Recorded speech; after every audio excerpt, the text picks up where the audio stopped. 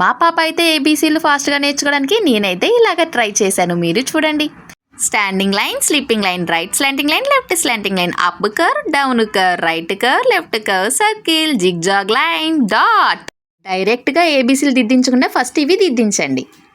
ఏబీసీలు letters రాసేటప్పుడు కూడా explain చేయండి. Right slanting line, left slanting line, sleeping line పెడితే ఏ వస్తుంది, స్టాండింగ్ లైన్ పెట్టి కర్వ్స్ లైన్స్ పెడితే బి వస్తుంది. అలాగా స్టాండింగ్ లైన్ అంటే నుంచో పెట్టాలి, స్లీపింగ్ లైన్ అంటే పుడుకో పెట్టాలి. ఈజీగా వాళ్ళకి అర్థమవుతుందండి. 1కి 2 సార్లు చెప్తూ కనుక దిద్దిస్తూ మీరు ఫస్ట్ రాయాలి. వాళ్ళు దిద్దినా దిద్దకపోయినా మనం రాస్తూ ఉంటే ఆటోమేటిక్గా వాళ్ళకి అలవాటు అవుతుంది. ఇలా ఈజీగా A to Z లెటర్స్ అయితే పిల్లలకి చాలా ఈజీగా నేర్పించవచ్చు. అందరూ ఒకలా కాదు, కొంచెం టైం పట్టినా సరే పిల్లలకి ఈ విధంగా ట్రై చేయండి. ఖచ్చితంగా త్వరగా నేర్చుకుంటారు. స్కూల్కి వెళ్ళకుండానే మన ఇంట్లో హోమ్ ట్యూషన్ లాగా, మామ్ టీచింగ్ లాగా చెప్పేయచ్చు. ఈ వీడియో మీకు నచ్చినట్టయితే లైక్ చేసి, షేర్ చేసి, సబ్స్క్రైబ్ చేసుకోండి. పిల్లలు అమ్మ మాట వినండి.